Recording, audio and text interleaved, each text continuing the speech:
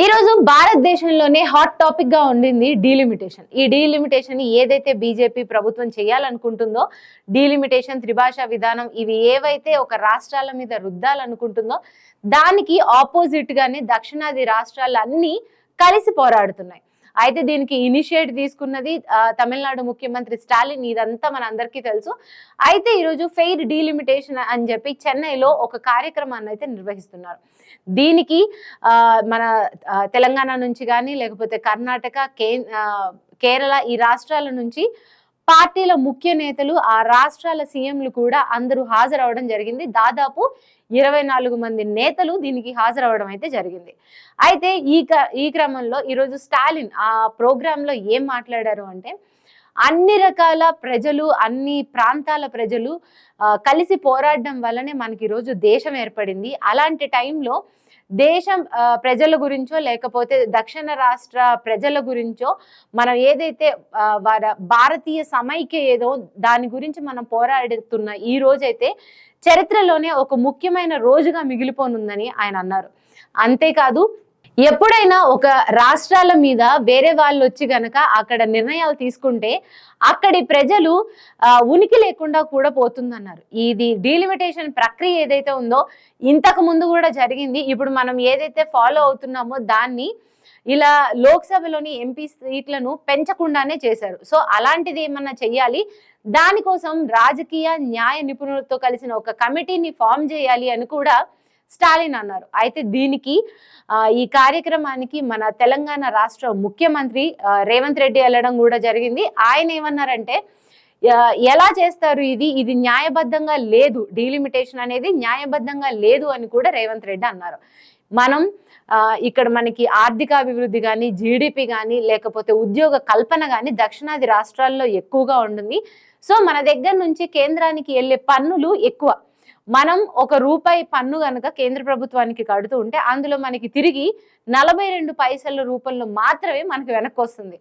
అదే ఒకవేళ బీహార్లో చూసుకుంటే వాళ్ళు ₹1 పన్ను కడితే వాళ్ళకి ₹6 వెనక్కి తిరిగి వస్తుంది.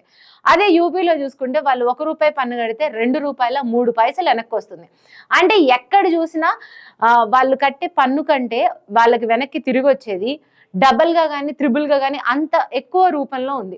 కానీ మనకి దక్షిణాది రాష్ట్రాలకి ఇప్పటికే అన్యాయం జరుగుతుంది. ఈ టైంలో మళ్ళీ ఇట్లా లోక్సభ ఎంపీ స్థానాల కోసం ఈ డీలిమిటేషన్ వల్ల ఈ ఎంపీ స్థానాలు తగ్గుతాయి అని అంటే, ఇందాక మనం మాట్లాడుకున్నట్టు 129 ఉన్న ఎంపీ స్థానాలు ఇప్పటికే మనకి లోక్సభలో 543లో ఈ 129 అంటే 24%. అవి ఇంకా గనక జనాభా ప్రాతిపదికన గనక తగ్గిస్తే అవి 19కే వస్తాయి. ఎందుకు అంటే మన దక్షిణాది రాష్ట్రాలు జనాభా నియంత్రణ అనే దాన్ని చాలా కరెక్ట్ గా అమలు చేశారు. ఉత్తరాది రాష్ట్రాల్లో అది లేదు ఇప్పటికి. ఇంకా ఉత్తరాది రాష్ట్రాల్లో ఇంకా సంఖ్య ఎక్కువగా పెరిగే ఛాన్స్ ఉంటుంది. ఈ 543 దగ్గర 700 చిల్లరకు పైగా అయితే, అలా కనుక అయితే ఒకవేళ అమిత్ షా మాట్లాడుతూ చెప్పారు ఇక్కడ మనకి ఇప్పుడున్న ఎంపీ స్థానాలు ఏవైతే ఉన్నాయో వాటిని మేము ఏమి అటు ఇటుగా చెయ్యము, వాటిని ఏమి చేంజ్ చెయ్యము అని చెప్పారు.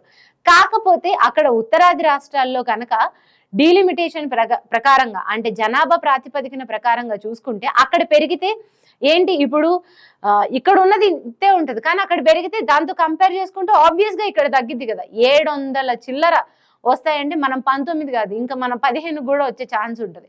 సో ఇలాంటి మొత్తాన్ని ఆపాలని, ఈ డీలిమిటేషన్ ప్రక్రియని ఆపాలని ఏదైతే దక్షిణాది రాష్ట్రాలు మాట్లాడుతున్నాయో అంటే దీనికి 24 మంది నేతలు ఇప్పటి వరకు హాజరైనట్టు కూడా మనకు తెలుస్తోంది. ఇదే గనక ఒక జాయింట్ యాక్షన్ కమిటీ ఒక ఎజెండాని ఫామ్ చేసి కేంద్ర ప్రభుత్వానికి అడ్డుగా నిలబడితే తప్ప ఈ డీలిమిటేషన్ ఆగే ఛాన్స్ అయితే లేదు. చూద్దాం మరి ఎలా, అంటే రాజకీయ పరంగా ఏమైనా చేస్తారా లేకపోతే ఇది జరగాలి కాబట్టి, అంటే 2026లో జనాభా లెక్కలు జరుగుతాయి, దాని తర్వాత ఇది ఉంది. ఇప్పటి వరకు మనం 1971 జనాభా లెక్కల పరంగానే మనకి లోక్సభ ఎంపీ స్థానాలు అయితే ఇవ్వడం జరుగుతుంది. ఇంకొకటి ఏంటంటే దీని మొత్తాన్ని డీలిమిటేషన్ చేయడాన్ని మనకి వాజ్పేయి గారు కూడా చేశారు. అప్పుడు ఆయన జనాభా ప్రాతిపదికన ఈ లోక్సభ స్థానాల్ని కదపడం లాంటివి ఏవి చేయలేదు. అదే విధానంగా మోదీ చెయ్యాలని కూడా రేవంత్ రెడ్డి కోరారు. మరి చూడాలి దీని మీద నెక్స్ట్ ఏ పార్టీ స్టెప్ లేకపోతే బీజేపీ స్టెప్ ఎలా ఉండబోతుంది అనేది అయితే చూడాలి.